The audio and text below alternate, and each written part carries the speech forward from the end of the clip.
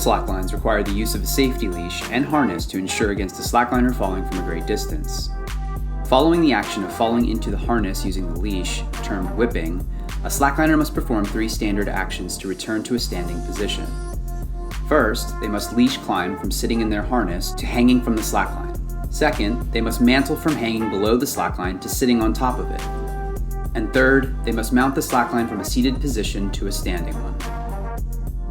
This video is part 3 and will review and demonstrate some of the most commonly used slackline mounting techniques. Parts 1 and 2 on leash climbing and mantling can be found in separate videos.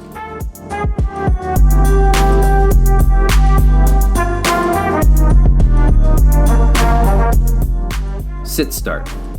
As the name implies, the sit start is a technique that begins in a seated position and uses muscle groups similar to a pistol squat to mount the slackline. To perform this technique, sit on the line and position your dominant foot close to your body. Place your other foot in front of your dominant foot. Using your torso and arms, rock your weight forward off of your seat and onto your dominant foot. Press towards standing with your dominant leg as much as possible, but make sure to continue your torso's forward momentum onto your front foot. As your weight shifts further forward, you will be able to engage your front leg to assist in fully standing. Chango. Chango mounts from a position in which one foot already bears weight prior to standing. Though this mount usually requires less flexibility than the sit start, it is notorious for being associated with knee pain over prolonged use. To perform this technique, begin by facing an exposure and pressing the line downward with both arms. Bring your dominant leg up and place your foot on the line such that your toes point into exposure. Slide your foot towards under you and rest your weight on this leg. Use your arm on the same side of this leg to help maintain your balance, while your opposing arm remains in place on the line. Once stable in this perched position, smoothly bring your free foot up and exchange it with the hand still pressing on the line, such that your toes face down the line. As soon as your forward foot is on the line, use both arms to maintain your balance and begin to stand up.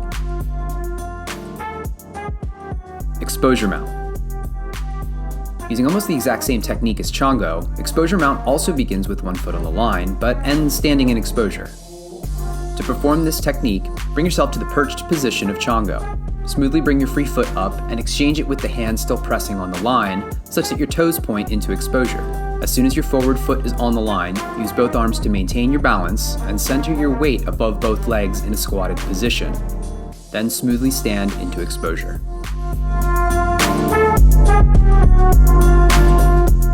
Drop knee mount. Mounting from a drop knee position uses many of the same fundamental movements as Chango, but helps to decrease the torsional strain on your knee, also associated with Chango-like techniques. To perform this technique, sit along the slackline. Lean forward, resting your weight into both arms, as you bring your non-dominant foot up behind you. Drape your foot over the line, such that your knee drops onto the side opposite your toes. Slowly scoot back onto your ankle while you use the arm on the same side to maintain balance. Release the line with your remaining hand and bring your free dominant foot upward, with your toes pointed down the slackline. Slide this foot back towards you. Slowly shift your weight forward to this dominant leg, using your back leg to support yourself and both arms to balance. From this perched drop knee position, slowly press through your dominant leg as you stand up.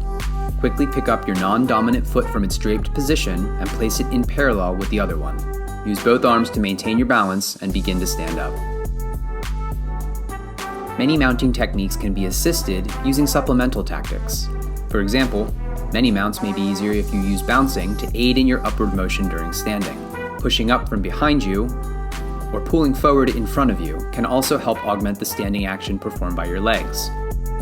Just like leash climbing and mantling, mounting is ideally performed in an efficient and well-practiced manner so as to allow you to maximize your time on the line.